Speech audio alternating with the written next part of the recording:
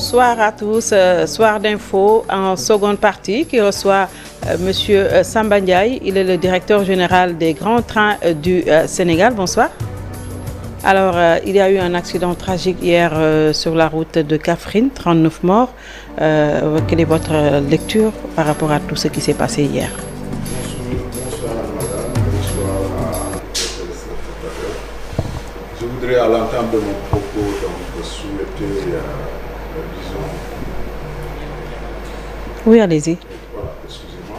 Donc, je voudrais à l'entame de mon propos présenter mes condoléances aux populations du Sénégal, au chef de l'État et surtout aux familles éplorées. Parce que comme vous venez de le dire, c'est un accident tragique, véritablement qui a secoué le pays, en ce sens que dans l'histoire du Sénégal, c'est un accident, disons, de cette nature, nous ne l'avons jamais vécu. Bien entendu, on ne va jamais oublier le bateau Le Joola, mais je veux dire, sur le plan de la circulation routière. Absolument. Et ça, c'est vraiment quelque chose de déplorable.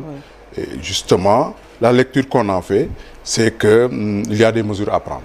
Parce que vous savez, les accidents de la route, vous m'invitez parce que simplement, la plupart du temps, les gens pensent que la reprise du trafic ferroviaire peut apporter quelque chose, disons, dans la sécurisation du transport de masse. C'est vrai, cela peut apporter une chose, mais il ne faut pas quand même croire que c'est la panacée.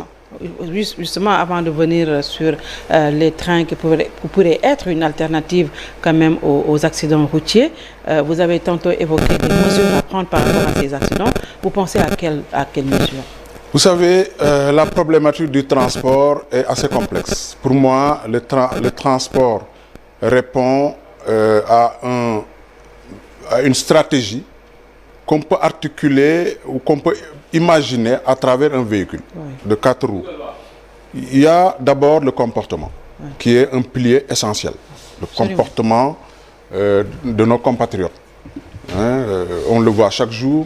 J'ai vu tout à l'heure, on projetait quelqu'un qui conduisait et qui mangeait en même temps son plat dans le bus.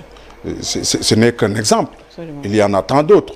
Donc il y a le comportement qui est fondamental. L'autre pilier, l'autre roue de mon véhicule stratégique, ce sont les infrastructures. Vous savez, l'état des routes, l'état des rails, l'état des routes bitumées, des routes latéritiques, tout cela aussi compte. Et tous les accessoires qui tournent autour de ça. Je peux parler des panneaux de signalisation, des feux de stop, c'est un ensemble. Les infrastructures de façon générale, c'est le deuxième pilier. Disons, le troisième pilier, ce sont les règles. Les règles, quand je dis les règles, c'est le permis de conduire. Quand je dis les règles, c'est en tout cas toutes ces... les visites techniques.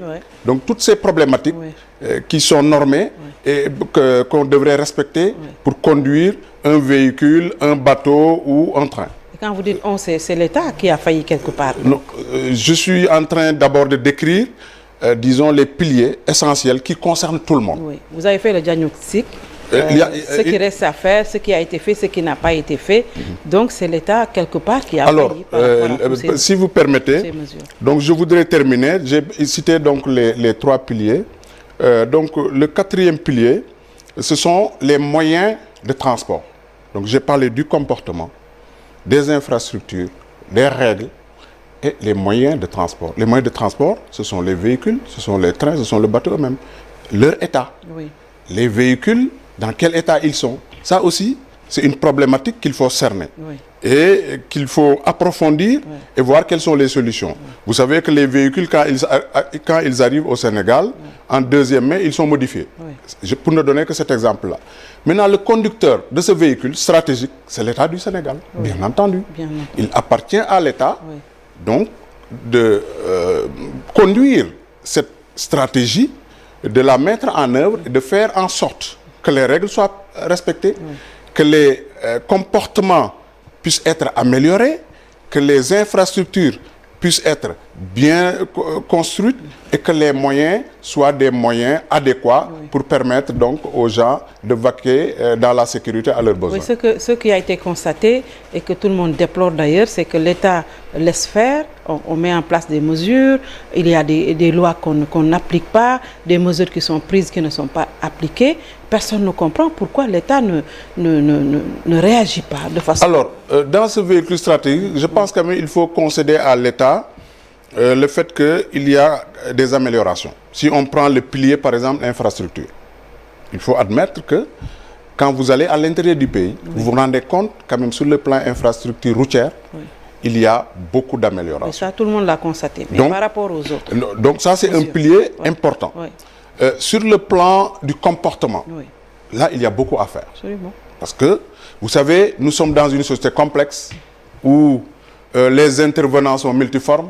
Je ne vais citer personne, mais vous savez, souvent, même quand quelqu'un fait des infractions, il y a des interventions qui font que l'État recule, il y a des pressions des acteurs qui font parfois reculer l'État. Tout ça, ça arrive, ça c'est le plan du comportement. Maintenant, sur le plan des moyens, je pense qu'il y a eu des mesures. Par exemple, le fait de réduire l'âge des véhicules importés, pour de les amener à 4 ans, à 8 ans. Ça, je pense que ça a été quand même une mesure. Même si l'effet n'est pas véritablement positif, en ce sens que les populations ou les concernés arrivent à contourner la mesure. Ça aussi, c'est un mal sénégalais qu'il faut mettre dans la sauce du comportement. Ils arrivent à contourner cette règle, soit en modifiant les papiers, soit même en recyclant des véhicules qui sont à l'arrêt depuis plusieurs années. Absolument. À ce niveau, je pense qu'il y a quelque chose à faire. Maintenant, il y a les règles. Bon, au niveau des règles, depuis plusieurs années, on parle du permis à points.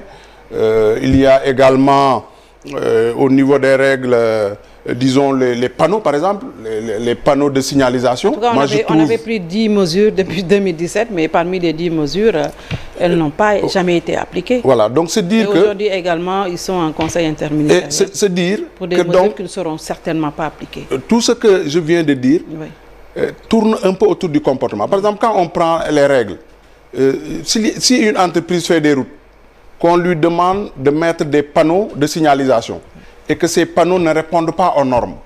Donc, vous voyez que ça aussi, c'est le comportement de l'entreprise. Si celui au niveau de l'État qui contrôle ne fait pas le contrôle correctement pour que justement cet entrepreneur-là respecte les règles, ça aussi c'est un problème comportemental. Donc, je pense que tous ces piliers sont importants, mais aujourd'hui, il y a lieu de mettre l'accent sur le comportement. En tout cas, personnellement, j'avais fait une contribution qui a même d'ailleurs été intégrée dans le journal du Centre d'études de défense et de stratégie de l'armée qui était dirigé à l'époque par le général Mbaye Cissé, où je considère, c'est vraiment un sentiment personnel, qu'il faut, dans ce pays-là, qu'on mette en place le service national. Absolument. Nous, cette génération, je peux dire que nous sommes passés à côté. Parce que tout ce qui se passe dans ce pays le prouve suffisamment. Mais il faudrait qu'on sauve les générations à venir. Ça se fait au Maroc, ça s'est fait en France, ça s'est fait aux États-Unis. Quand il s'agit de prendre les exemples qui nous arrangent, ben on est très prompt à les prendre. La formation, c'est important. Mais je pense que la formation, les piliers de la société, c'est la famille, c'est l'école, mais la rue, dans la rue. Mais il faut qu'il y ait, en tout cas, il nous faut véritablement un processus qui puisse permettre de former cette déperdition qu'on a au niveau des écoles. Que les gens, à partir de 18 ans, puissent faire une formation militaire de 3 mois. Ce n'est pas une sanction. C'est juste apprendre aux citoyens c'est quoi les symboles de la République. C'est apprendre aux citoyens comment se comporter. Quelle attitude il faut avoir pour vivre dans une société harmonieuse. Ensuite, et enfin, apprendre à chaque citoyen un métier. Et ça, moi, j'ai décrit dans ma contribution comment cela pouvait se faire et dans quel cadre ça peut se faire durant les vacances scolaires. Et je pense que ce n'est pas une panacée. Pour moi, c'est une solution. Elle n'est pas la seule, mais il y a lieu, en tout état de cause, de réfléchir véritablement sur le comportement. Parce qu'au cœur de tous ces problèmes que nous évoquons, il y a le comportement. Justement, tout le monde avait pensé quand même avec la remise du train, des trains ou même des trains sur les rails, cela pouvait contribuer au désengorgement quand même de nos routes qui sont devenues très très meurtrières. Mais où est-ce que vous en êtes avec cette relance? Alors, je le disais tantôt, le train, c'est un élément des moyens que j'ai évoqués tout à l'heure. Dans le pilier moyen, il y a le train. Donc, ce serait démagogique que de faire croire aux populations que dès que le train démarre, il n'y aura plus d'accidents, il n'y aura plus de problèmes. Non. Mais ça peut diminuer quand même le train, les accidents. Le train aussi répond à des normes. Absolument. Il faut d'abord qu'on ait des rails en bon état. Il faut qu'on ait des trains en bon état. Et il faut que ceux-là qui exploitent les trains aient la formation qu'il faut. De ce point de vue, on n'a pas d'appréhension, mais il y a également que les populations qui vont emprunter ces trains. Il faut que ces populations aussi se comportent de façon normale. Parce que on ne va pas oublier le bateau Le Joola. Quel a été le problème?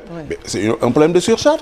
Donc il ne faudrait pas que le train arrive et qu'on, disons, transfère tous ces défauts dont on parle dans le train, on vivra la même situation. Maintenant, sur le plan théorique, effectivement, le train peut aider à désengorger les routes. Parce que déjà, si on prend l'axe Thiès-Dakar, Diamniadio, dans nos études, le train peut faire jusqu'à 25 000 voyageurs par jour. 25 000 voyageurs par jour. Sur l'axe Tamba, le train peut faire jusqu'à 15 000 voyageurs par jour. Ceci montre que véritablement, le train a un rôle à jouer donc, sur le désengorgement de la circulation routière. Et au-delà de ça, il y a bien entendu l'impact que ça aura, disons, sur les routes. Parce qu'aujourd'hui, nos routes sont surchargées. Il y a 1 million de camions qui font l'axe Dakar-Tambacounda, par rapport aux activités portuaires.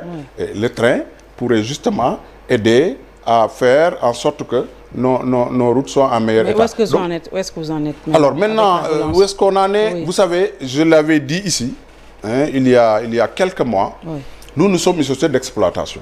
Donc, malheureusement, nous n'avons pas la clé de la solution. C'est quoi la clé de la solution? Parce qu'il y a les rails, comme je l'ai dit tout à l'heure, les rails qui doivent être réhabilités pour nous permettre de circuler. Tant que ces rails ne sont pas réhabilités, nous ne pourrons pas circuler. Je pense que ce serait bien, de votre côté, de voir avec la société qui s'en occupe c'est quelle société? C'est la société Les Chemins de Fer du Sénégal. Aujourd'hui, nous ne pourrons pas circuler tant que les rails, ou tant que, en tout cas, l'État n'a pas pris l'option de faire circuler les trains. Je pense que aujourd'hui, c'est ça le vrai problème. Mais pourquoi ces sociétés tardent à réhabiliter les rails depuis qu'on en parle? Bon, vous savez, c'est très compliqué. Il faut quand même admettre que ces rails-là sont restés plusieurs années sans être utilisés. Aujourd'hui, sur le total de 906 km dont nous disposons, il y a 113 km qui sont utilisés, soit environ 13% du réseau ferroviaire. Ce qui est utilisé, c'est sur l'axe Diogo, port de Dakar, utilisé aujourd'hui par les sociétés minières. Maintenant, les autres axes, malheureusement, ne sont pas exploités depuis plusieurs années. Ce qui fait que la réhabilitation nécessite beaucoup d'efforts financiers. Et je dois quand même rassurer les populations que le président de la République, lors de sa visite à Tambacounda, a pris donc des décisions fortes. Et aujourd'hui, je sais que sur l'axe Tamba-Dakar, même l'avance de démarrage a été mis à disposition pour permettre à l'entreprise de démarrer les travaux. Donc ça, c'est un fait qui est là, constant et réel.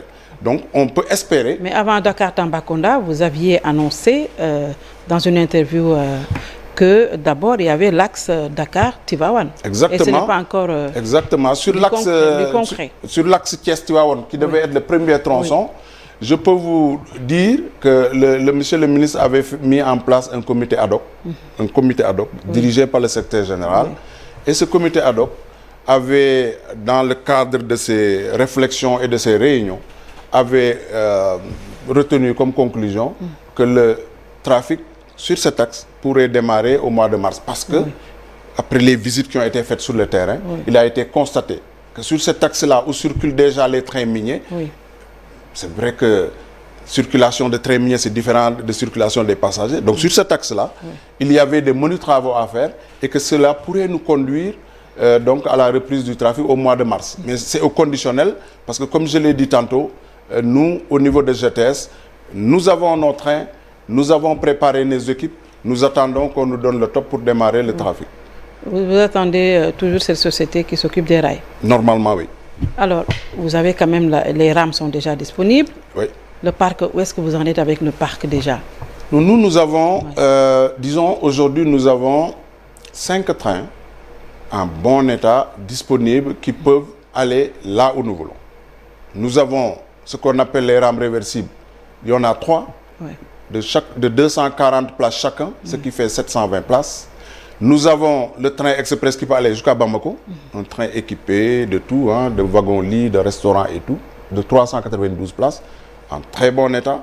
Et nous avons l'ancien train de banlieue qui est conçu de 20 wagons, 4000 places, mais dont les 10 fonctionnent. Donc 2000 places fonctionnent. Oui. Et ce train, nous avons proposé à ce qu'il circule en banlieue Mbaké-Touba pour aider à désengorger la ville de Touba. Donc nous avons les équipements qui sont là. Par ailleurs, ou concomitamment, nous avons formé le personnel, ou renforcé la formation du personnel. Ouais, les conducteurs ont été envoyés donc, à l'IFF du Maroc pour se refaire la main, parce que ce sont déjà expérimentés, mais compte tenu de l'arrêt, j'ai pensé qu'il était nécessaire toujours de les remettre à niveau pour être au diapason de ce qui se fait au mieux dans le continent ou dans le monde.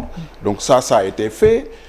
Nous avons également mis en place une cellule de système de management de la sécurité ferroviaire, parce que nous considérons, et c'est ce que le chef de l'État ne cesse de dire, qu'au cœur de la reprise du trafic ferroviaire, il faut mettre l'accent sur la sécurité. Et justement, j'ai estimé qu'il fallait créer une cellule chargée strictement de s'occuper de la sécurité ferroviaire. Donc, une façon de dire que, de façon générale, nous avons préparé nos équipes à reprendre le trafic et donc, véritablement, dès que les conditions le permettront, nous allons reprendre ce trafic-là. Et où est-ce que le petit train bleu aussi, on n'entend plus parler du petit train bleu? Bon, en fait, ça me ramène à l'organisation. Je rappelle que c'est le petit train de banlieue, la société donc, du petit train de banlieue, qui a été donc transformé, muté en société les grands trains du Sénégal.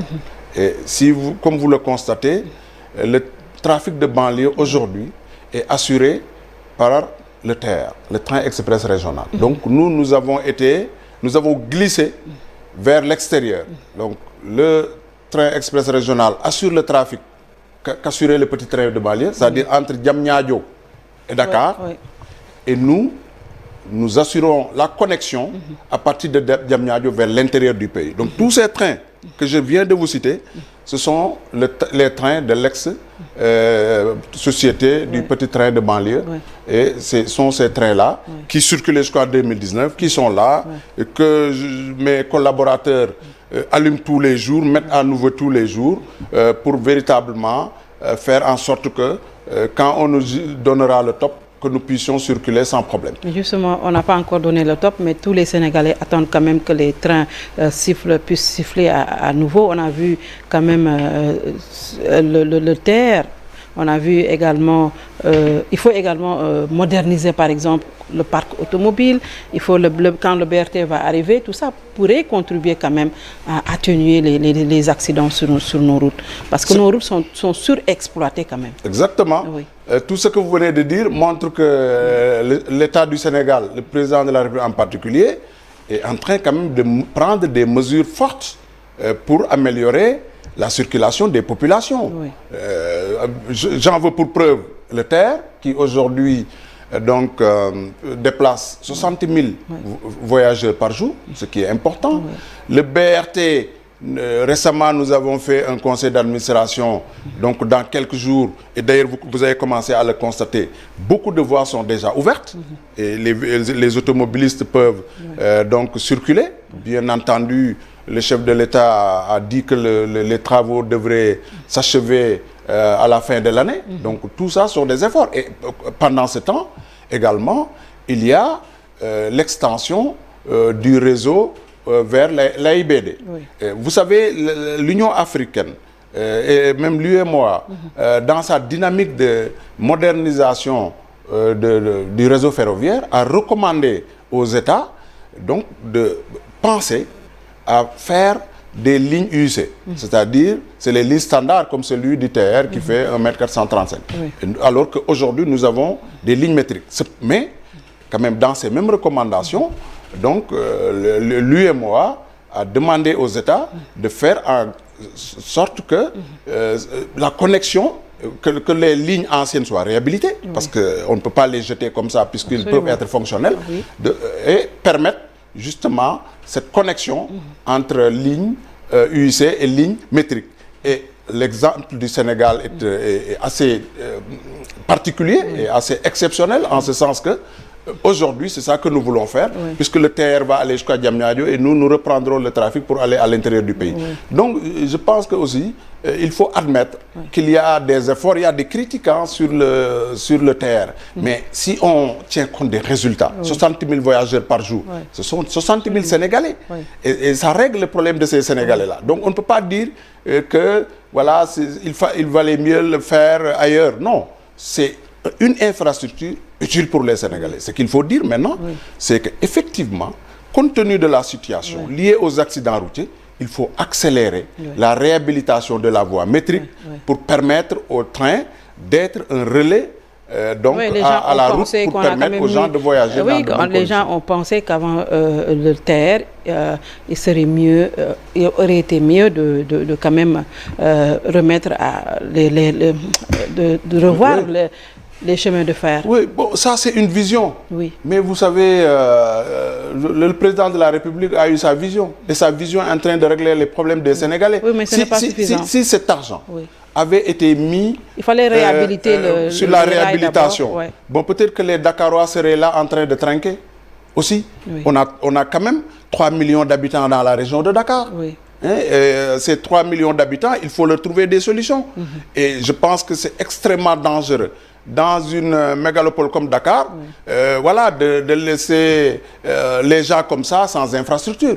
C'est ça qui donne le sens au BRT, c'est ça qui donne le sens au TR. Peut-être que demain même, il y aura le tramway sur la corniche qui quitterait Ngor pour arriver au palais de justice. Vous savez, un pays, mais le chemin de fer aurait pu contribuer quand même à fixer certains Sénégalais chez eux, parce que ça aurait pu booster l'économie locale. Mais le chemin de fer est en train d'être fait, parce qu'actuellement, la deuxième phase du TR passe par Sébikotane et va à l'AIBD. Ce sont des Sénégalais qui vont emprunter ce TR. Après AIBD, ils devraient aller à Thiès ou à Hambourg. Donc, il y a une dynamique de modernisation des chemins de fer. Moi, je ne vais pas faire la démagogie simplement parce que je dirige GTS pour dire que non, tout devait être mis à la disposition de GTS. Non, il y a des choses qui sont faites. Ces choses-là sont utiles et importantes pour les Sénégalais. Maintenant, concomitamment, il faut faire en sorte que, puisqu'il y a des trains qui existent, puisque les rails sont là, qu'on les réhabilite et qu'on circule. Mais ça accuse du retard et personne ne comprend pourquoi. Certainement, le président a parlé de ça. Est-ce qu'il n'y a pas trop de structures qui tournent pour une seule chose, le rail? On a Saint-Terre, nous avons les grands trains, nous avons la société dont vous avez parlé tout de suite. Est-ce qu'il ne fallait pas quand même vous savez, les mettre en synergie? Nous sommes un pays qui évoluons, disons, dans un cadre sous-régional. Je vous ai dit tantôt que les politiques nationales s'inspirent aussi des politiques sous-régionales et internationales. Il y a les normes de l'UIC, il y a les recommandations de l'UEMOA. La directive 01-2014 de l'UEMOA donc recommande aux États de faire 2 sociétés ou au moins 2 sociétés. Une société de patrimoine. Vous savez, c'est très lourd de vouloir faire l'investissement et en même temps de vouloir faire l'exploitation. Donc de faire une société de patrimoine, comme il y en a à la SDE et la SONES, comme il y en a à la CIRN et Dakarnave, comme il y en a dans d'autres sociétés. Donc, de faire une société de patrimoine et des sociétés d'exploitation. Aujourd'hui, nous sommes la seule société d'exploitation à caractère public.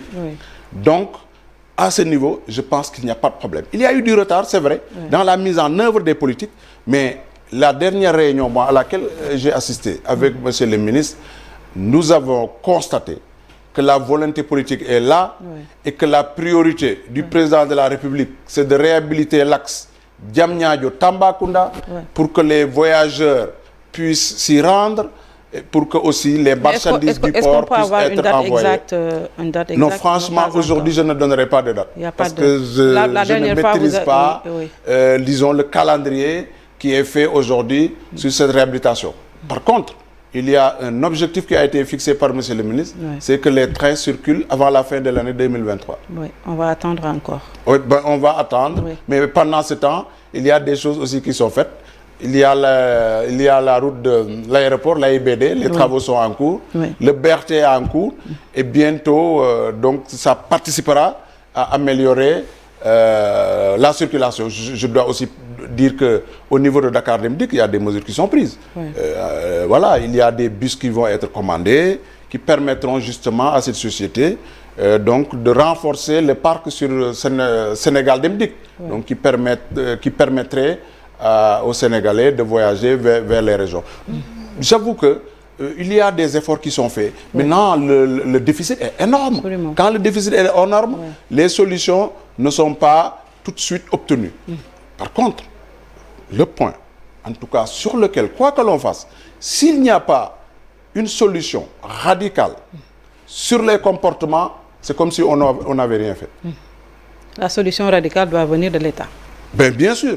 Moi, je suis de l'État, je parle de l'État. Oui, l'État ne fait rien. J'ai écrit, ce que je dis, je ne le cache pas, je l'ai écrit pour dire qu'on a un problème de comportement et qu'il nous faut des solutions. Ces solutions-là, c'est comme ce qui se fait ailleurs, avec la spécificité sénégalaise, en tenant compte de l'avenir des uns et des autres, mais il faut sauver les générations à venir et pour ça, il nous faut réfléchir sur la problématique de la formation des gens qui sont victimes de déperdition scolaire ou des gens comme ça. Voilà. Merci beaucoup. C'est moi qui vous remercie. Monsieur Samba Ndiaye, qui est le directeur général des grands trains du Sénégal. Merci d'avoir suivi. Bien le bonsoir.